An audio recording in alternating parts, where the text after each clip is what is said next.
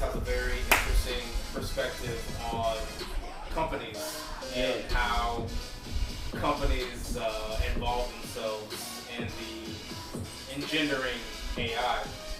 So essentially, he looks at each of these companies as a network. Each company is an individual network working to achieve one goal. Right? So you have Microsoft, you have Google, you have Amazon. You know, within each of their companies, they have their own objectives. Yeah. But their objectives essentially are leading to this to one instantaneous moment, that's referred to as a singularity, when human life will flourish and change forever.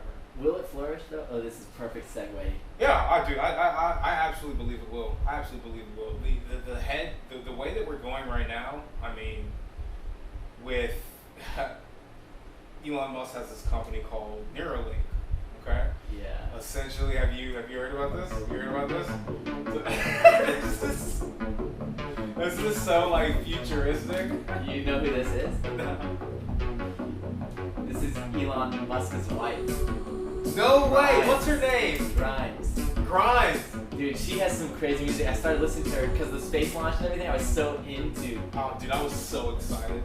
Like I was live streaming the first space launch, and then it got delayed next to rain or whatever. Yeah. Or was it really publicity? Like, nobody really knows.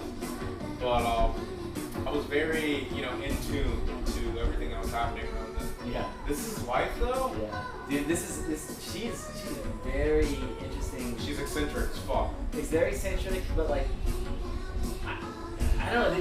They fascinate me. Elon Musk fascinates me. The way he operates, what he represents to this world. I mean, to think that everything that's going on and all the craziness, and we're sending people into space at this moment. Yep. It was this. Oh man, there was this really great quote. I don't know if I can find it. It really grounds you to make you think about where we are as a species. You know, like we have this global pandemic going on, and yet we are sending people into space. At an expedited rate. Yeah. Not only is SpaceX able to send somebody to space and then reuse those parts to come back, because that was one of the big hindrances of why NASA wasn't doing so many frequent space launches. Yeah. Is because they didn't have the technological means to, recycle those different parts that they were sending back. Because it costs, I don't know, like millions. The fact that he can land it again. He can land it again and then still reuse that exact same rocket. Boom. With the empirical data. Right. That will not harm anybody.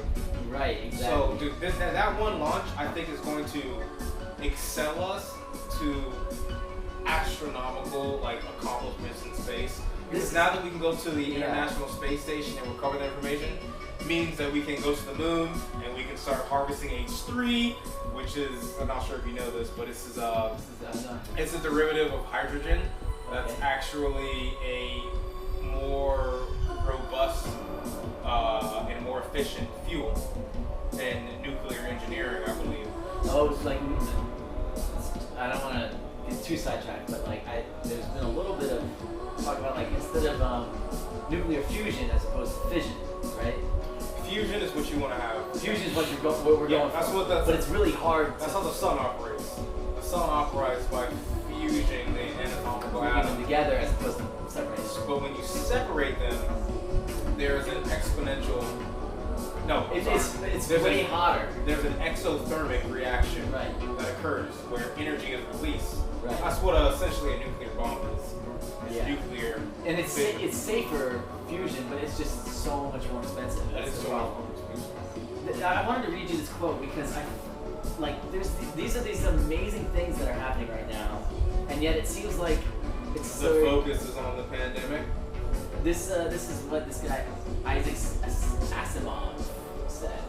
He's like a kind of a science fiction writer.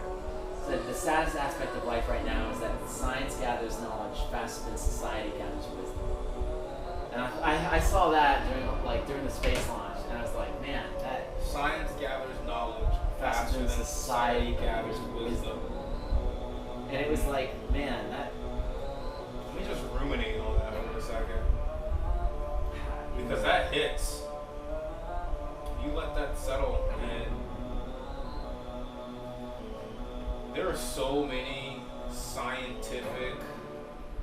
We're living in amazing times in terms of the science. Like, at a moment where we're on the brink of some really, like you said, like singularity. Singularity. Let's just call it what it is. Like, Elon's talking about Neuralink. How, I don't know if you saw that Joe Rogan podcast. Oh, dude, I watched that podcast 1.5 times. What he describes is it's incredible. It's incredible in the timeline. Yeah, next year.